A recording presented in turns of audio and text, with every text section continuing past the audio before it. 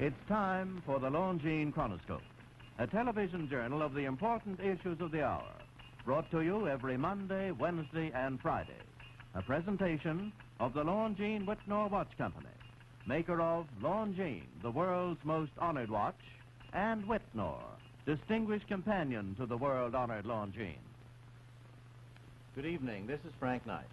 May I introduce our co-editors for this edition of the Longines Chronoscope? Mr. William Bradford Huey, author and analyst, and Mr. Henry Hazlitt, editor of the Freeman and business columnist for Newsweek magazine. Our distinguished guest for this evening is the Honorable George Smathers, United States Senator from Florida. Senator Smathers, our viewers these days are spending a good deal of time trying to appraise the Eisenhower administration. You, of course, are the distinguished young senator who defeated Senator Claude Pepper from Florida in 1950, and your state, Florida, went most heavily for Eisenhower, I believe, of all the southern states. Now, sir, after 4 months, what do you and most of your constituents think about President Eisenhower and his administration? I think generally that most of them are still very loyal to and very appreciative of General Eisenhower, now President Eisenhower. I believe that they recognize he's had considerable difficulty in moving into the toughest job in the world, but I know that his personal popularity is very high. Does your mail specifically reflect any criticism of the administration? Well, my mail shows some criticism of some of his appointees to the cabinet. For example, I have received considerable mail which has been critical of the new Secretary of Agriculture, Mr. Benson. In addition to that, there has been some mail which has been critical of Mr. Wilson, even though the people who wrote those letters in each letter had stated that they had supported General Eisenhower in his candidacy for the president. You say there's a fairly heavy mail against Secretary Benson, for example? No, I wouldn't say it was very heavy mail. As a matter of fact, there haven't been more than 15 or 20 letters, but of the criticisms which I have heard and that which I have received, it's been directed primarily at those two gentlemen. Well, I'm interested in the criticism of Secretary Wilson, particularly since you're a man with a distinguished military record yourself. What seems to be Mr. Wilson's trouble? What's he criticized for? Well, I actually don't know. It seems to be that they're criticizing his general attitude. I think that everybody recognizes that he's a very smart man. He's proven that to be the case. However, in his appearances from the first time before the Senate committees where he refused to sell his General Motors stock and took the attitude that, as a matter of fact, they shouldn't even ask him about things like that, I think that some people began to get a little disillusioned about him. And I must say that in his subsequent appearances before the Armed Services Committee of the United States Senate, his attitude has been somewhat, well, let's say it hasn't been too cooperative, with the result that it has aroused antagonism in the Senate of the United States and also among some people. It's more that than they're doubting his military judgment. I don't think that that's right. About his attitude. At the moment, I don't observe that there's any great criticism of the recommendations he's thus far made. And of course, when we start talking about this $5.5 billion cut of the Air Force, there has been some criticism of that. But that has not been as much as just his general attitude. What's your own feeling on that, Senator, about this Air Force cut? Well, actually, I think that while we want economy and we must economize everywhere we can, I believe that we should not economize where it might endanger our national security. And I am one of those who's most anxious to have Mr. Wilson and his various representatives explain to us just how it is we're going to get more national security with less money. If that can be done, I'm all for it. Well, are you reconciled more or less to the $74 billion budget for the next fiscal year, to the size of that, the overall dimensions of it? I think that we're already beginning to cut down some on this budget for next year. The House has done a pretty good job of pruning, and the Senate is thus far doing better than it has done before in cutting government expenses. I think we're going to get the budget down, possibly less than anybody had thought, but according to the new secretary, we're still going to have a $6.5 billion deficit. Well, what do you think about the excess profits tax? You think of continuing it at this time? I think that it's going to have to be continued for another 6 months, even though we all recognize it's a very bad tax, a very inequitable tax. Nevertheless, it brings in $800 million, and it will in the next 6 months period, and that money is needed. Now, you don't see any definite place where that $800 million can be cut out of the spending budget? No, not now. Senator Smathers, one of the reasons that you and some other senators gave in 1952 for being critical of the Truman administration was that you didn't like the conduct of foreign policy under Mr. Atchison. Now, have you been satisfied with the conduct of foreign policy under Mr. Dulles? To be perfectly frank, I haven't seen a great deal of difference between the foreign policy of Mr. Atchison and that of Mr. Dulles. As a matter of fact, everything that Mr. Dulles has done has seemed to me sort of a logical continuation of the program which Mr. Atchison had. Well, do you think Mr. Atchison's was a logical program? Or you were talking about not getting away from something? I had always felt that Mr. Atchison's program was actually a little bit too soft in our dealing with our allies overseas, and particularly soft in dealing with the communists. I had always felt that the communists have respect for only one thing, and that's firmness and strength. And yet every time that we always bumped into them, with the exception of Korea, when Korea started, we had always attempted to appease them, and I thought that was a very bad mistake. Now it appears as though Mr. Dulles is apparently not being a great deal stronger or a great deal more firm than was Mr. Atchison. What are you feeling about this UN proposal for this truce in Korea? Do you think it goes too far in yielding to the communist demand? I certainly do. I don't think it's a good proposal. I think that it sort of makes a mockery of the very things that we've been fighting for.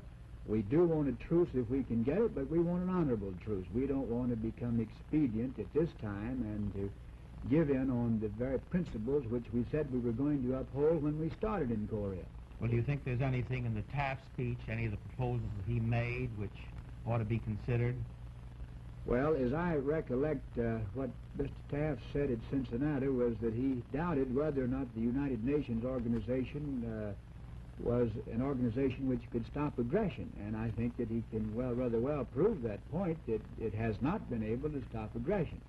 However, I'm not one of those who would scuttle the United Nations, but I don't think there's any sense kidding ourselves or overselling ourselves on what the United Nations can do or will do. Coming back to domestic policy, sir, I assume that you and the people in Florida were quite happy over the administration's support in the Tidelands matter. Now, you've scored a victory there. What's your next objective in the Tidelands matter?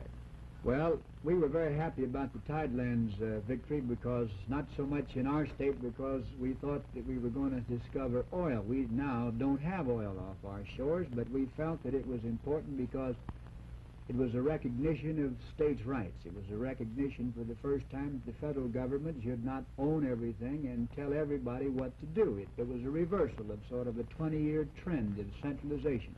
So in that respect, it was important to us. But where we go from there, the next question is, now that we have had it established that Florida on its west coast owns out 10.5 miles, the question now is, what are we going to do about that land underneath the water, which goes out even further than 10.5 miles, or what we call the continental shelf? And you hope to get to establish a claim to a portion of that, I assume. Well, not to the title of it. We believe that the federal government owns that land, but we feel that that federal property should be treated like other federal property within state boundaries, that the state should have some right of participation in the royalties and the mineral leases on that land.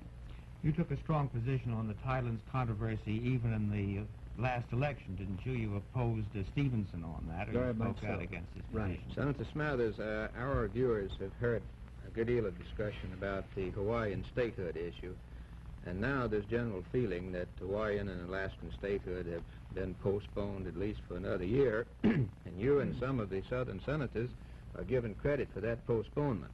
Now, sir, will you tell our viewers just briefly what your objections are to Hawaiian statehood? Well, frankly, I think that it would be a departure of 150 years of historical precedent if we reached out 2,400 miles, took in a people who are almost totally dissimilar to the people of the United States and made them the new state in the Union.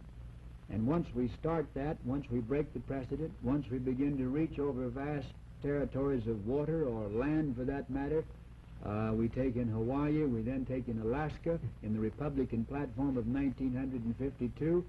Many people don't realize that there was a provision there calling for the immediate statehood of Puerto Rico. So we have Hawaii, Alaska, and Puerto Rico.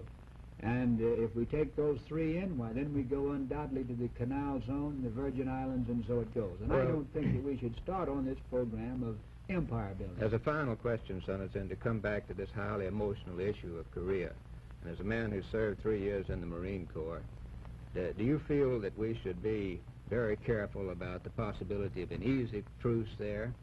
I definitely do. I think it would be a grave mistake to make a mockery of what amounts to 130, we've had 130,000 casualties. Those boys have fought over there believing very seriously that they were fighting for a noble principle that might alone did not make right. And I think that if we suddenly became expedient and said just because we're not able to defeat these people, we're now going to make an easy peace with them, we're now going to let them have their aggression, I think it would be a mockery of the fight which we have thus far put up, and certainly it would be a mockery of the memory of the boys who have been killed. Well, thank you, sir, for being with us this evening. Thank you. The opinions that you've heard our speakers express tonight have been entirely their own. The editorial board for this edition of the Longines Chronoscope was Mr. William Bradford Huey and Mr. Henry Hazlitt. Our distinguished guest was the Honorable George Smathers, United States Senator from Florida.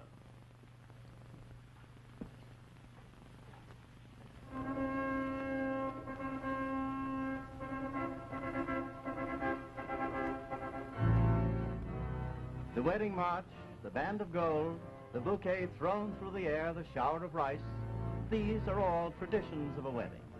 Now, many happy couples treasure special souvenirs of that memorable day.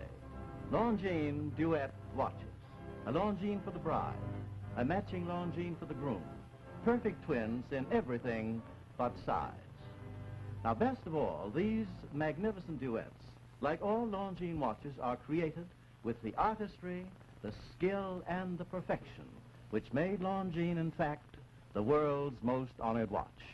Honored by 10 World's Fair grand prizes, 28 gold medals, and highest awards for accuracy from the great government observatories, Longines is the watch of highest prestige among the finest watches of the world. And yet, unbelievably, you may buy and own or proudly give a Longines watch for as little as $71.50.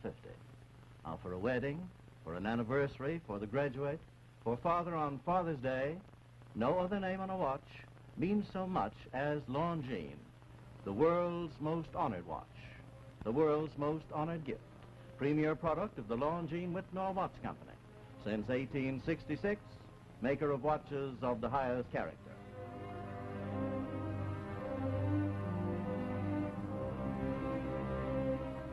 We invite you to join us every Monday, Wednesday, and Friday evening at this same time for the Longines Chronoscope, the television journal of the important issues of the hour, broadcast on behalf of Longines, the world's most honored watch, and Whitnall, distinguished companion to the world-honored Longines.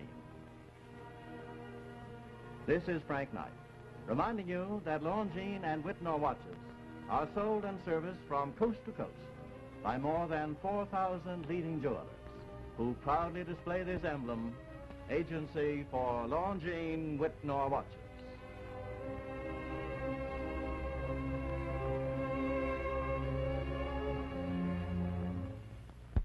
This is the CBS Television Network.